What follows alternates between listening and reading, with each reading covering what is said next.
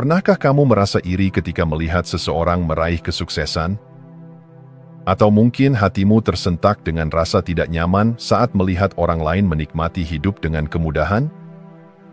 Jika iya, ini bukan sekadar tentang mereka, ini tentang dirimu.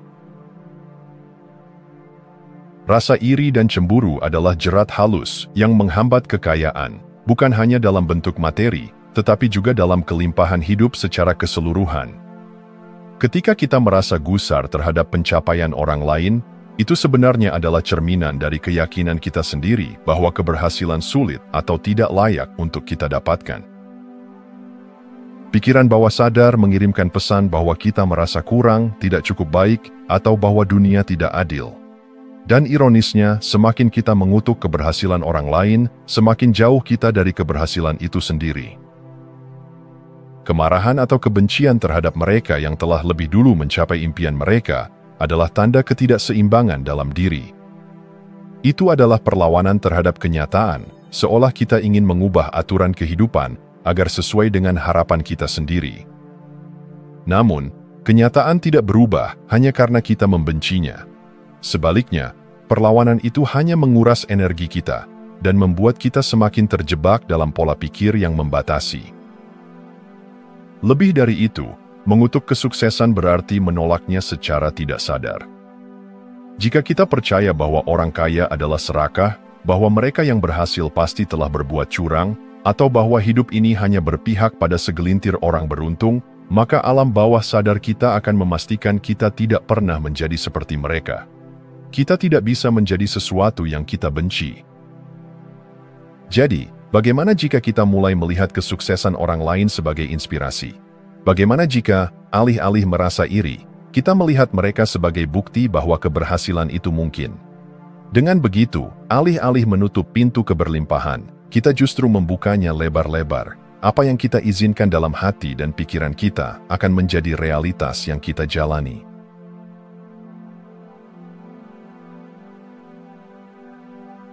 Kekayaan bukanlah soal angka di rekening, melainkan bagaimana kita memandang dunia dan diri sendiri. Ada orang yang memiliki segalanya, tetapi tetap merasa kekurangan. Sebaliknya, ada yang mungkin belum memiliki banyak, tetapi hidup dengan rasa cukup dan penuh kelimpahan. Yang membedakan keduanya bukanlah jumlah uang yang mereka miliki, melainkan pola pikir mereka tentang kekayaan. Jika kita merasa bahwa kekayaan sulit diraih, bahwa dunia ini penuh keterbatasan, dan bahwa hanya segelintir orang yang bisa sukses, maka itulah kenyataan yang akan kita alami. Pikiran kita adalah pencipta utama kehidupan kita. Setiap keyakinan yang tertanam dalam diri akan membentuk cara kita bertindak, dan tindakan kita akan menentukan hasil yang kita dapatkan. Coba lihat dunia dengan sudut pandang baru. Bayangkan bahwa kehidupan ini bukanlah medan pertempuran, melainkan sebuah ladang kemungkinan. Setiap tantangan yang muncul bukan untuk menjatuhkan, tetapi untuk mengajarkan sesuatu. Setiap orang yang kita temui bukanlah pesaing, melainkan guru yang menunjukkan bagian dalam diri kita yang perlu diperbaiki atau diperkuat. Jika kita memandang dunia sebagai sekutu, bukan musuh, maka peluang akan terbuka lebih lebar dari yang pernah kita bayangkan. Lebih dari itu, perhatikan bagaimana perasaanmu saat melihat seseorang sukses. Apakah ada rasa iri? Apakah ada bisikan dalam hati yang mengatakan bahwa mereka beruntung, sementara kamu tidak? Jika iya, ini adalah alarm bahwa ada pola pikir yang perlu diubah. Rayakan kesuksesan mereka, bukan dengan berpura-pura, tetapi dengan kesadaran bahwa jika mereka bisa, kamu juga bisa. Saat kita tulus dalam mengapresiasi keberhasilan orang lain, kita mengirimkan pesan kepada alam bawah sadar bahwa kesuksesan adalah sesuatu yang boleh hadir dalam hidup kita. Pikiran kita adalah kunci. Ia bisa menjadi tembok penghalang atau jembatan menuju kelimpahan. Pilihannya ada di tangan kita, melihat dunia dengan pola pikir kekurangan atau dengan pikiran yang percaya bahwa hidup ini penuh kemungkinan.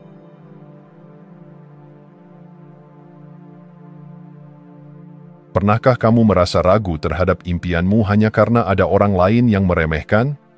Pernahkah keyakinanmu goyah karena komentar negatif dari sekitar? Jika iya, itu bukan karena mereka benar, tetapi karena ada bagian dalam dirimu yang masih belum sepenuhnya percaya. Dunia luar adalah cerminan dari dunia dalam. Jika seseorang meragukan kemampuanmu dan itu melukai hatimu, artinya masih ada keraguan yang bersembunyi dalam dirimu. Jika seseorang berkata bahwa mimpimu mustahil dan kamu mulai mempertimbangkan kata-kata mereka, berarti keyakinanmu belum cukup kuat untuk berdiri sendiri. Namun, ini bukan sesuatu yang harus ditakuti. Ini adalah panggilan untuk memperkuat keyakinan itu.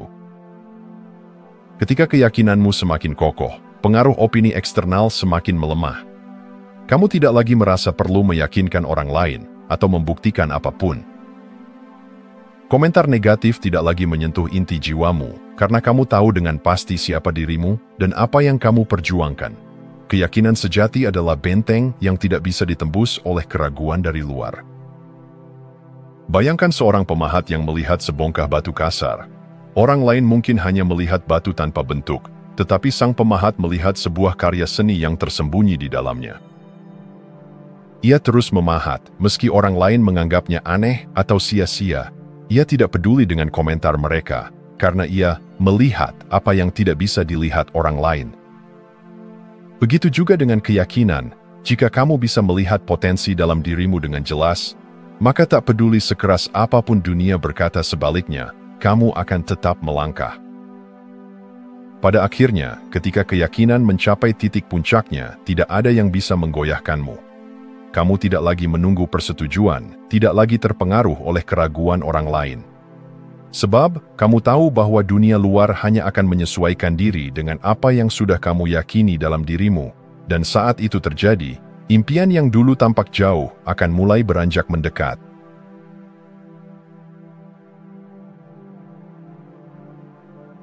Segala sesuatu di alam semesta ini bergerak dalam keseimbangan. Seperti tarikan dan hembusan napas, seperti gelombang laut yang datang dan pergi, begitu pula aliran kekayaan dalam hidup. Jika ingin menerima lebih banyak, pertama-tama kita harus belajar untuk memberi. Banyak orang ingin kaya, tetapi takut kehilangan. Mereka menggenggam erat apa yang mereka miliki, seolah-olah melepaskannya berarti tidak akan pernah mendapatkannya kembali.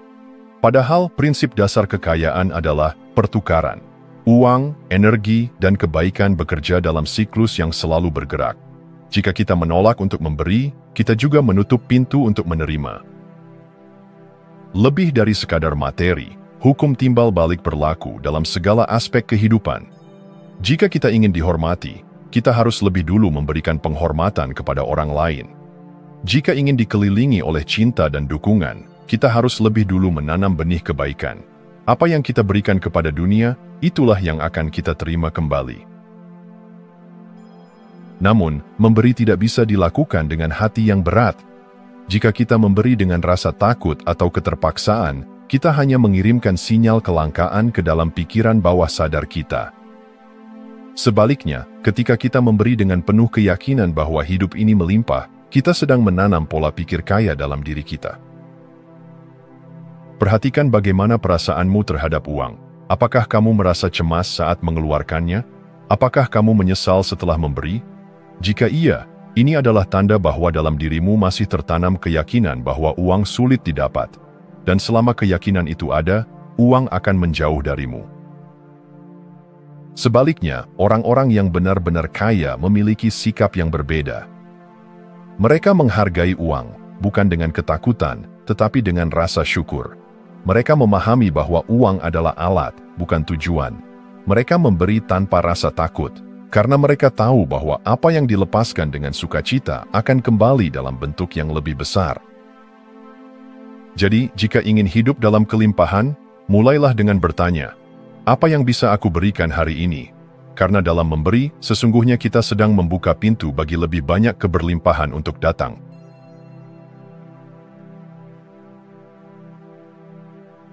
Dunia adalah cermin. Cara kita melihat orang lain, berbicara tentang mereka, dan memperlakukan mereka tidak lebih dari pantulan bagaimana kita melihat diri sendiri.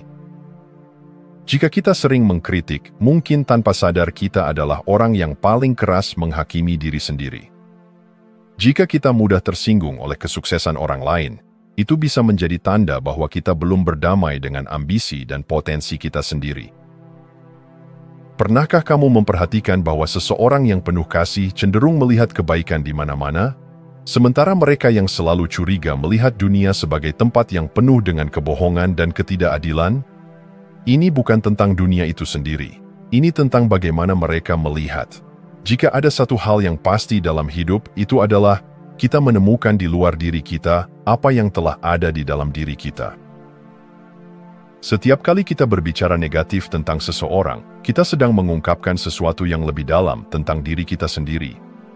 Apakah kita merasa iri karena mereka memiliki sesuatu yang kita inginkan?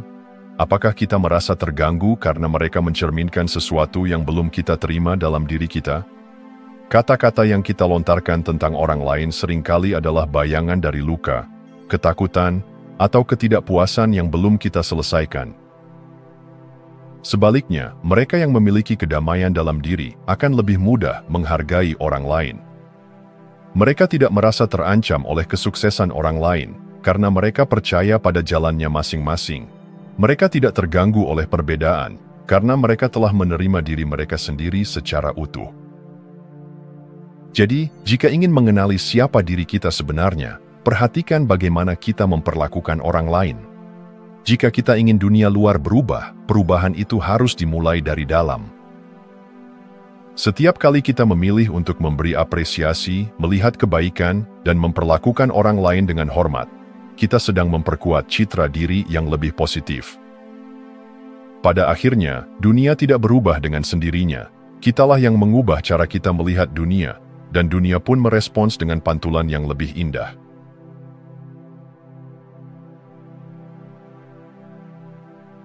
Di dunia yang penuh dengan perbedaan pandangan, banyak orang merasa perlu untuk selalu membuktikan bahwa merekalah yang benar. Mereka berdebat tanpa henti, merasa gelisah ketika ada yang tidak sependapat, bahkan menjadikan perbedaan sebagai alasan untuk bermusuhan. Namun, semakin kita terjebak dalam kebutuhan untuk membenarkan diri, semakin kita kehilangan kedamaian batin. Kesadaran yang lebih tinggi mengajarkan bahwa menerima bukan berarti menyerah, dan memahami bukan berarti setuju. Ini berarti kita tidak lagi terjebak dalam pola perlawanan yang melelahkan. Semakin kita melawan sesuatu, semakin kuat ia bertahan dalam pikiran kita. Inilah sebabnya mengapa orang yang terlalu fokus membenci sesuatu justru seringkali dikuasai oleh hal tersebut. Pikirkan tentang perdebatan yang pernah membuatmu lelah. Saat itu, apakah kamu benar-benar ingin mencari kebenaran atau hanya ingin menang? Saat kita merasa perlu membuktikan sesuatu dengan agresi, itu sebenarnya adalah tanda ketidakpastian dalam diri kita sendiri. Mereka yang benar-benar yakin akan kebenaran mereka tidak merasa perlu untuk memaksakan pandangannya kepada orang lain. Kebebasan sejati datang ketika kita tidak lagi merasa terancam oleh perbedaan. Kita bisa mendengar tanpa tersulut emosi, melihat tanpa menghakimi, dan merespons tanpa reaksi berlebihan. Inilah kekuatan yang sesungguhnya, bukan dalam dominasi atas orang lain, tetapi dalam penguasaan atas diri sendiri. Mereka yang memiliki kesadaran yang lebih tinggi tahu bahwa pengaruh sejati tidak datang dari paksaan, tetapi dari ketenangan dan kebijaksanaan. Orang-orang yang paling dihormati bukanlah mereka yang paling banyak berbicara atau paling keras berdebat, melainkan mereka yang keberadaannya sendiri membawa ketenangan bagi sekitarnya. Ketika kita belajar menerima bahwa hidup tidak selalu sesuai dengan keinginan kita, kita berhenti menghabiskan energi untuk perlawanan yang sia-sia. Kita tidak lagi merasa perlu membuktikan apapun kepada siapapun. Dan dalam kebebasan itu, kita menemukan sesuatu yang jauh lebih berharga, kedamaian yang tidak bisa diganggu oleh apapun di luar diri kita.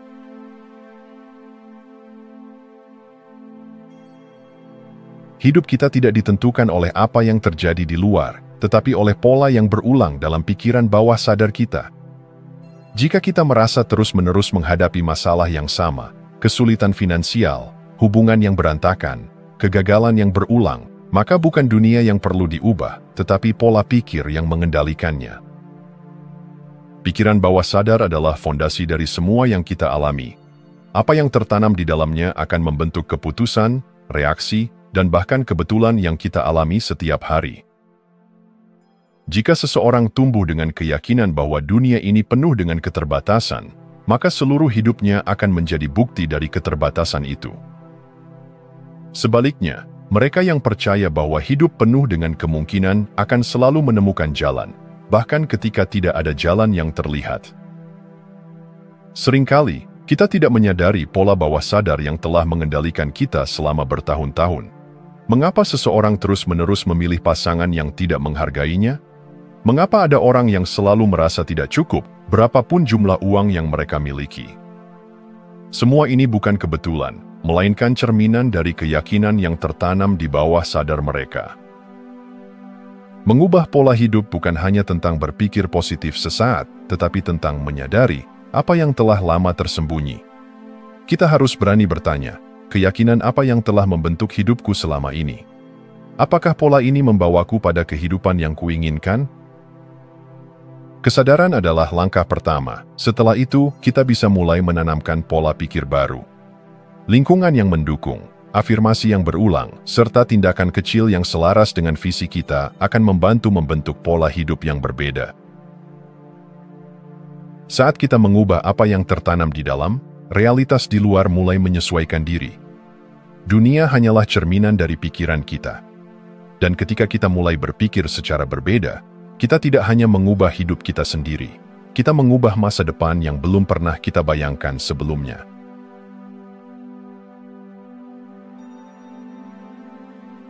Setiap pikiran yang kita pelihara, setiap emosi yang kita biarkan tumbuh, adalah benih yang akan berbuah dalam kehidupan nyata. Kita tidak hanya menjalani hidup, tetapi juga menciptakannya melalui energi yang kita pancarkan. Jika hidup terasa penuh dengan kesulitan, pertanyaannya bukan, mengapa dunia tidak adil? Tetapi, energi apa yang selama ini aku keluarkan? Pikiran dan perasaan bukan sekadar fenomena internal. Mereka adalah gelombang yang merambat keluar, menarik pengalaman yang sesuai dengan frekuensinya. Mereka yang hidup dalam kemarahan akan terus menemukan alasan untuk marah. Mereka yang tenggelam dalam ketakutan akan selalu menemukan sesuatu untuk ditakuti. Namun, mereka yang menanam rasa syukur akan selalu menemukan lebih banyak hal untuk disyukuri. Pernahkah kita memperhatikan bagaimana satu hari yang dimulai dengan emosi buruk seringkali berlanjut dengan kejadian-kejadian yang semakin memperburuk keadaan? Atau sebaliknya, bagaimana satu momen kecil yang membahagiakan bisa membuat seluruh hari terasa lebih ringan? Itu bukan kebetulan, itu adalah hukum energi yang bekerja tanpa henti. Jadi jika kita ingin kehidupan yang lebih baik, kita harus mulai dari dalam. Kita tidak bisa menunggu dunia berubah sebelum kita merasa bahagia. Justru, kebahagiaan itulah yang akan mengubah dunia kita. Mulailah dengan kesadaran, apa yang sering kita pikirkan? Apa emosi yang paling sering kita rasakan?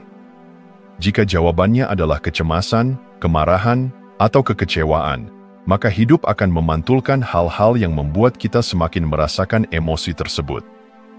Namun, jika kita mulai menanamkan ketenangan, keberanian, dan kebahagiaan, maka hidup pun akan mulai memantulkannya kembali. Kita bukan korban dari keadaan, kita adalah pencipta dari pengalaman kita sendiri. Saat kita mengubah energi yang kita keluarkan, kita mengundang realitas baru yang lebih selaras dengan diri terbaik kita.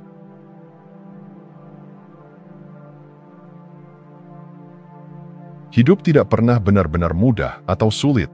Hidup hanya adalah. Kitalah yang memberi makna pada setiap peristiwa melalui cara kita melihatnya. Perspektif yang kita pilih menjadi lensa yang menentukan apakah kita melihat sebuah tantangan sebagai hambatan atau sebagai peluang untuk bertumbuh. Orang yang merasa dunia selalu tidak adil cenderung melihat kegagalan sebagai hukuman. Namun, mereka yang memiliki kesadaran lebih tinggi melihat kegagalan sebagai jalan yang mengarahkan mereka ke arah yang lebih baik.